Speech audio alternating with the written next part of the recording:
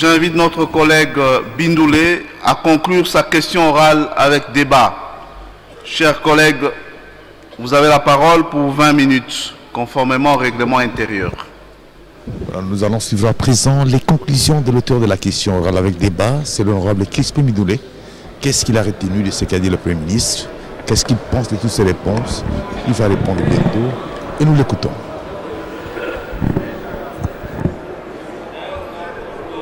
Honorable Président de l'Assemblée nationale, honorables membres du Bureau, honorables députés et chers collègues, me voici à la fin de cette procédure de contrôle parlementaire qui m'a pris plus d'une année depuis le dépôt de ma question orale au Bureau de l'Assemblée nationale.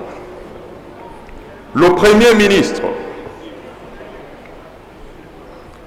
en suivant ces éléments de réponse, semble n'avoir pas bien saisi la portée de ma question orale avec débat lui adressée. En effet, le Premier ministre a fait le bilan de son mandat à la tête du gouvernement, en le comparant à celui de ses prédécesseurs. Mais un bilan, tout le monde peut le faire. Même un anarchiste fait son bilan. Ce que je demandais au Premier ministre, c'est plutôt l'évaluation du niveau d'exécution des objectifs sociopolitiques et économiques du programme sur base duquel le gouvernement a été investi en 2012. C'est pourquoi mon premier mot de la conclusion, c'est la déception.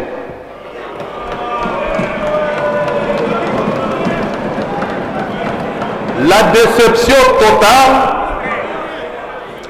par le reflet du discours que Monsieur le Premier ministre ne cesse de prononcer avant la croissance économique et la maîtrise des cadres macroéconomiques qui n'ont guère amélioré le panier de la ménagère du citoyen congolais.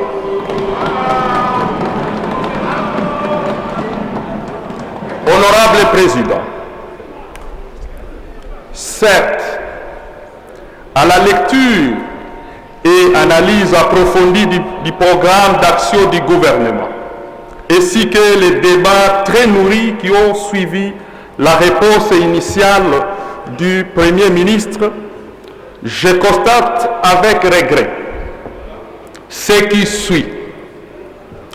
Le programme du gouvernement tel que présenté en 2012 n'est pas respecté jusqu'à ce jour. Ce document de travail nous a été présenté donc dans le seul but d'obtenir l'investiture du gouvernement.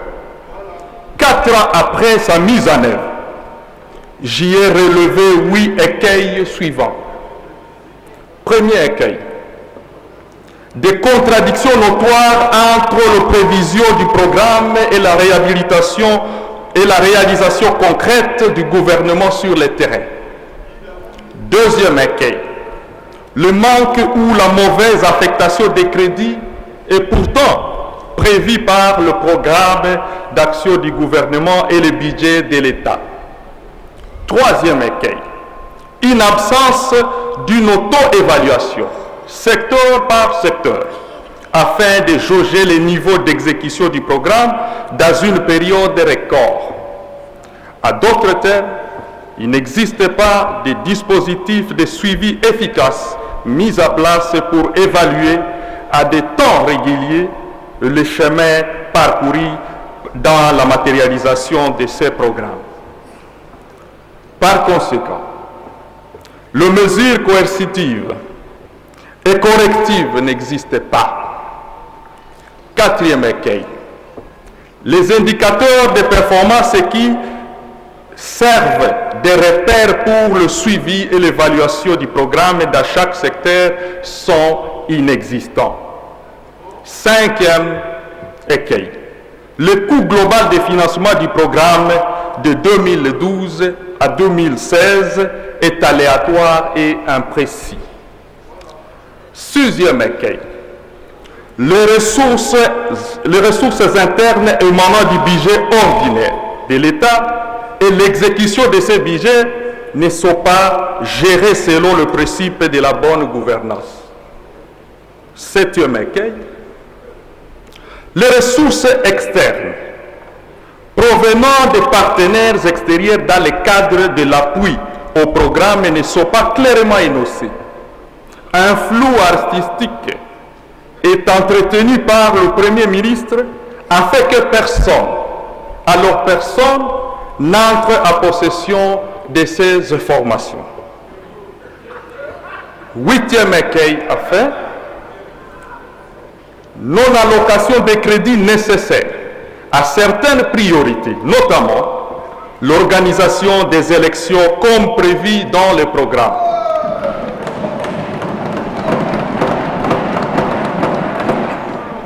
Honorable Président, je voudrais relever quelques détails pour que le Premier ministre et son gouvernement ne puissent pas qualifier ma conclusion de pur procès d'intention. Monsieur le Premier ministre, en comparant les résultats sur le terrain par rapport aux objectifs de votre programme, je relève les observations suivantes. Le premier objectif du programme du gouvernement consistait à poursuivre et finaliser les réformes institutionnelles à vue de renforcer l'efficacité de l'État.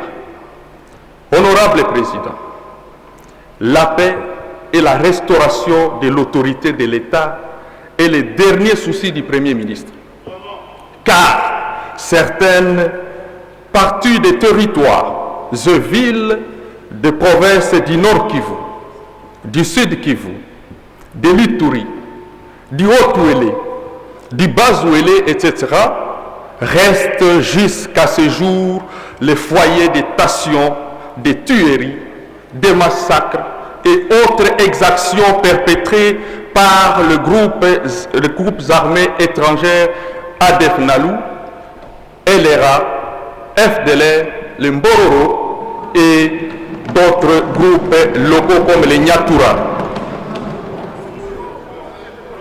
Monsieur le Premier ministre, pouvez-vous affirmer sans rire que les différentes réformes entreprises ont produit les résultats escomptés? Y a-t-il amélioration de la gouvernance en faveur du peuple congolais? Certainement non. Comment expliquer que malgré l'affectation de 5 milliards de francs congolais chaque année dans la réforme de l'armée, de la police et des services de sécurité, l'Est de la République démocratique du Congo est toujours le théâtre d'une insécurité incommensurable avec un bilan macabre de plus de 1500 personnes tuées ou égorgées sauvagement à territoire de Beni, à territoire de Lubero, à territoire de Rutshuru, Walikale, à l'espace de 2 ans. S'agissant de la police dont la réforme rentrée professionnelle, il se distingue souvent par la répression sanglante des manifestations pacifiques de l'opposition, comme la force publique de la période coloniale. Si l'on peut noter la réforme de l'armée et de la police sur le plan législatif, il n'en est pas de même quant aux méthodes de travail sur le terrain et conditions de vie des militaires, des policiers qui restent déplorables.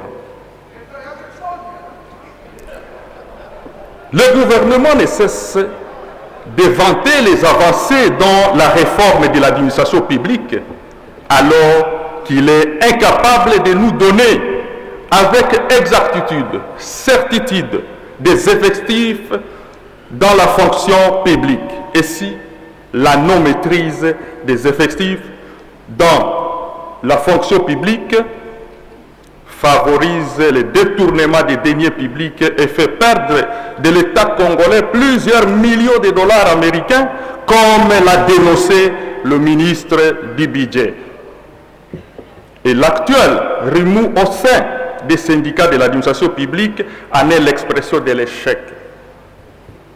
Honorables députés, chers collègues, malgré l'abondance des lois et des recommandations votées par le Parlement congolais, leur non-application par le gouvernement ne permet pas l'amélioration du processus décisionnel au sein des institutions caractérisées par la mauvaise gouvernance. Je note ce qui suit. Dans le tableau annexe A1, le Premier ministre reconnaît avoir dépassé près de 20 milliards de francs congolais pour le recensement général de la population. Le recensement général de la population, 20 milliards de francs congolais. Faut-il le croire? Où va tout cet argent, car ce recensement n'est jamais organisé?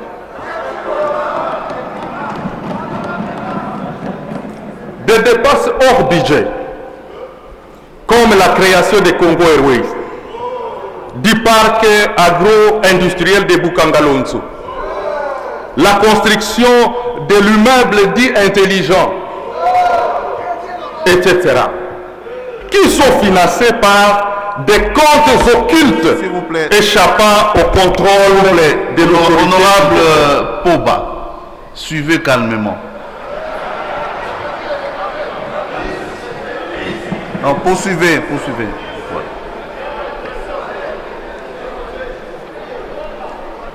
Pour ne citer qu'un seul cas, et selon des sources dignes de foi, le gouvernement a puisé dans les caisses des entreprises et des établissements publics, notamment dans la caisse de l'INSS, de l'OGFREM, pour l'achat des avions de Congo Airways, où le Premier ministre est actionnaire.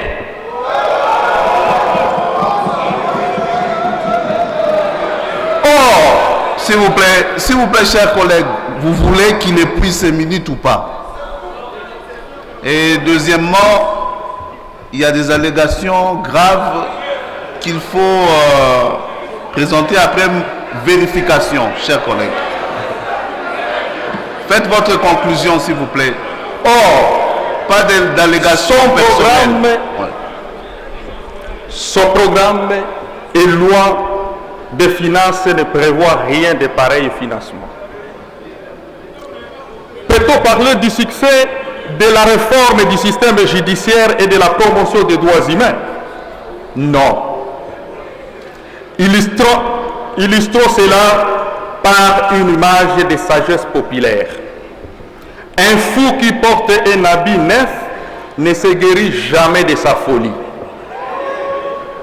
C'est-à-dire que toutes les réformes menées dans le système judiciaire n'ont rien apporté dans le changement de la distribution de la justice. Les preuves sont légion. Manque d'indépendance du pouvoir judiciaire, impunité des hautes personnalités gestionnaires de la chose publique, surpeuplement et conditions inhumaines dans les prisons, le jugement et arrêt rendu à faveur de plus riches, trafic de fliasse, existence des lieux de détention échappant au contrôle du ministère public. Vous avez 6 minutes. Honorable Président, 6 minutes. Vous avez accordé au Premier ministre environ 1 heure. Et vous voulez que je puisse conclure à 6 minutes. Chers collègues, s'il vous plaît, le règlement intérieur permet au Premier ministre de s'exprimer sans limitation du temps, mais sans abus non plus. Il n'a pas abusé. Conformément aux us et coutumes. Mais malheureusement, peut-être pour vous, le règlement intérieur accorde aux députés 20 minutes. pour conclure. Donc vous avez 6 minutes, je vous préviens, afin que vous sachiez résumer la suite de votre intervention. Vous avez la parole, s'il vous plaît. Merci beaucoup pour la parole. Est-ce qu'honorable président, laissez les collègues s'exprimer librement. Vous pouvez sortir vos armes pour me protéger, parce que je vois que les députés suppléants sont agités. S'il vous plaît. Un instant, chers collègues. Chers collègues, l'honorable Bindoulé a encore 6 minutes pour conclure. Il a été prévenu afin qu'il ne soit pas surpris. Essayez de potasser vos papiers et conclure en 6 minutes. C'est beaucoup, chers collègues. Silence, s'il vous plaît. Silence, s'il vous plaît. Honorable président, poursuivez. Le Premier ministre a toujours brandi la stabilité des cadres macroéconomiques pour justifier sa performance à la tête du gouvernement. Pourtant, la majeure partie de la population congolaise vit dans une précarité inimaginable et pourtant, c'est cette population qui devrait en être bénéficiaire. Honorable Président, le Premier ministre nous avait promis créer des zones économiques spéciales en vue de rééquilibrer le développement du pays. Or, jusqu'à présent, aucune zone économique spéciale n'a été créée. Il en est de même de la politique de création de l'emploi. Il nous avait parlé de 50 000 emplois créés. Mais quand vous allez sur le terrain, vous ne trouverez pas ces emplois. Il nous a parlé de Bukangalonzo. Honorable président, Bukangalonzo a renvoyé tous les agriculteurs à chômage dans l'ancienne province de Bandung. Honorable président, je vais aller rapidement sur la question de la monnaie. La monnaie fait partie des attributs de la souveraineté d'un État. Cependant, le gouvernement est incapable de réduire sensiblement la dollarisation à outrance de l'économie congolaise telle que prévue dans son programme. Avec la cotisation incertaine du franc congolais en dollars, le taux d'échange se présente comme suit. Un franc congolais est égal en dollars 0,001. Taux d'échange 1000 fois inférieur à celui appliqué lors de la création du franc congolais où un franc congolais valait $1 américain. Donc nous assistons à une politique monétaire qui diminue constamment le pouvoir d'achat des Congolaises et Congolais. Monsieur le Premier ministre, votre programme prévoit relancer et mécaniser l'agriculture pour assurer l'autosuffisance alimentaire des Congolais. Mais force est de constater que la RDC continue à importer les denrées alimentaires alors qu'elle détient de grandes étendues de terres arables. C'est un paradoxe. Lorsqu'aujourd'hui, la pomme de terre que nous consommons ici à Kinshasa, les oignons viennent de l'Afrique du Sud, de la Belgique, le poisson que nous consommons vient de la Namibie et pourtant nous sommes un pays de grands lacs. Honorable Président, je vais sauter d'autres éléments comme vous m'avez accordé seulement 6 minutes. Le programme de réhabilitation et reconstruction des infrastructures scolaires a prévu la construction de 1000 écoles par an. Durant les 4 ans de son existence, le gouvernement n'a construit que 502 écoles livrées sur les 4000 qui devraient réaliser, d'où le taux de réalisation est de 12,55%. Même la gratuité de l'enseignement primaire n'est pas effective et les parents continuent à payer les frais scolaires de leurs enfants au niveau primaire. Les routes. Le Premier ministre s'est contenté de nous endormir en faisant des statistiques fabriquées de toutes pièces quant à la construction ou réhabilitation des routes et voiries urbaines. Il n'indique pas le nombre exact de kilomètres de routes réhabilitées ou construites par Proves et par Trosso. Le programme prévoit 17 000 km linéaires de routes, dont 2 000 km revêtus et 15 000 km à terre. 25 000 km de pistes rurales. Le butinage progressif des routes assurera la liaison entre le chef-lieu des provinces et les grands centres. Honorable Président, honorables députés et chers collègues,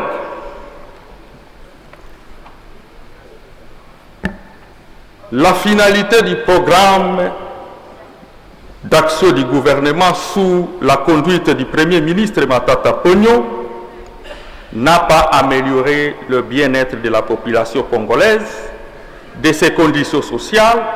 Au contraire, c'était gouvernement d'une oligarchie, d'une bourgeoisie comprador qui travaille plus. S'il vous plaît, conclusion sans tous ces commentaires-là, vous égrenez vos minutes. Hein. Votre conclusion, s'il vous plaît, vous avez 2 minutes pour la conclusion. Pour l'intérêt général que le peuple congolais. Les sécurités persistantes à l'est du pays, qui se caractérisent par le massacre, viol, incendie des villages, kidnapping monnayé, corruption généralisée, blocage délibéré du processus électoral, justice à double vitesse, non-respect systématique des lois de finances, violation récurrente des droits humains, infrastructures de base insuffisantes et de qualité douteuse, difficile ou non accès de la population congolaise à la nourriture, à l'eau potable, à l'électricité, aux soins médicaux de l'emploi.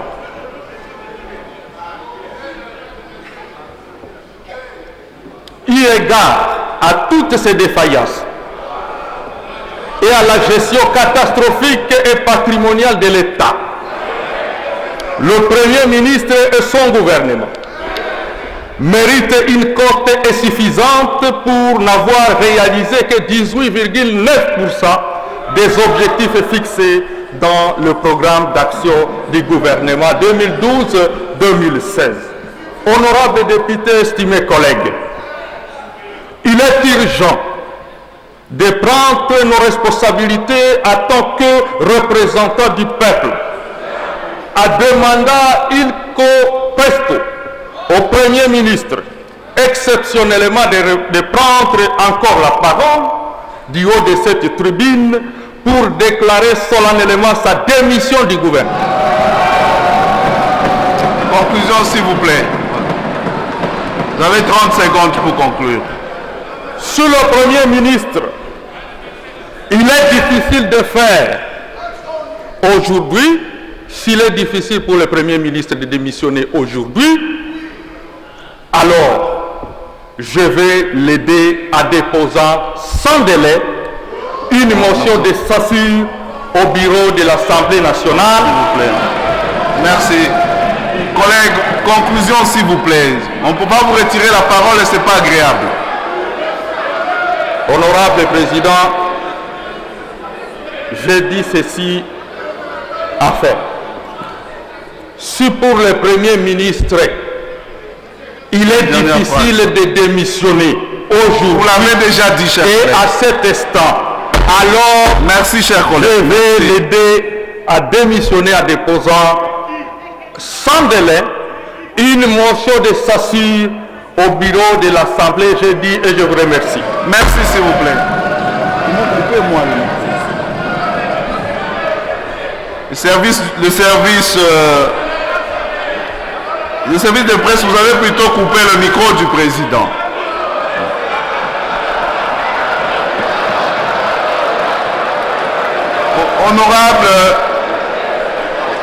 Honorable député, chers collègues,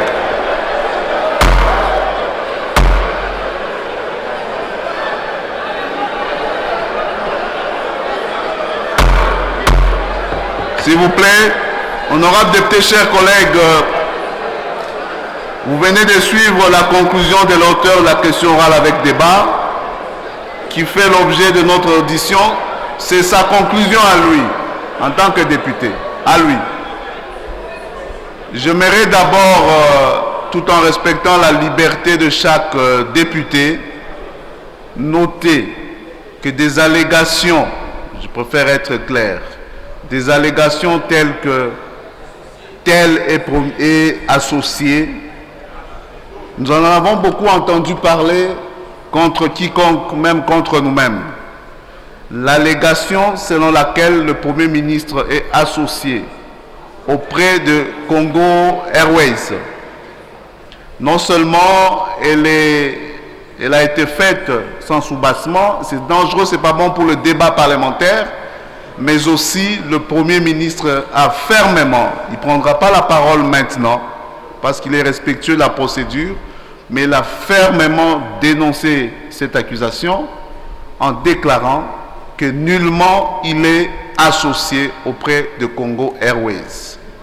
Et je crois que nous devons noter, il est bon de noter que face à une allégation sans soubassement, l'intervention du Premier ministre en m'écrivant, c'est cette intervention-là que nous retenons pour ce débat par rapport à l'opinion publique. Il déclare ne pas être associé auprès de Congo Airways et le collègue n'a pas étayé ces allégations de preuves. C'est important le principe. Honorable député, chers collègues, au regard des observations, suggestions et recommandations formulées par l'Auguste Assemblée et la conclusion de l'auteur, conclusion à lui tout seul, il appartient à Monsieur le Premier ministre, chef du gouvernement, d'en faire une exploitation judicieuse. Ceci dit, votre bureau remercie très sincèrement, au nom de l'Assemblée plénière, Monsieur le Premier ministre, chef du gouvernement, pour sa disponibilité et les éléments fournis à l'Assemblée nationale dans cet exercice républicain, pas toujours facile. Nous le prions, ainsi que les membres de son équipe gouvernementale, de bien vouloir prendre congé de l'Assemblée nationale. Voilà, c'est dit. Alors, c'est entendu, le Premier ministre a été, au regard des uns et des autres, convaincant. Il y en a qui trouvent qu'il ne l'a pas été du tout. Mais en ce qui concerne l'auteur de la question, il propose, quant à lui, une motion de censure. Une motion de censure qui est aussi une approche parlementaire qui permet à un député national de solliciter la démission. Parce que là, quand c'est la censure, ça reprend et englobe l'ensemble du gouvernement. Et voilà ce qu'a proposé l'auteur de la question, Crispin Indoulé. Encore faut-il que cette motion de censure soit votée par l'ensemble des députés nationaux, ce qui est encore une longue procédure. Et puis le député, l'auteur de la question, doit réunir les signatures voulues, Il y a des signatures qu'il faut recueillir avant d'en arriver au vote de cette motion de censure. Donc la procédure est encore longue, ce n'est pas aussitôt dit et aussitôt fait. Donc il y a une procédure que l'auteur de la question doit poursuivre avant de déclencher le processus de la motion de censure tel qu'il veut bien la mener. Honorable député, chers collègues, notre ordre du jour étant épuisé, il ne me reste plus qu'à vous remercier pour avoir participé à nos travaux de ce jour. La séance est suspendue.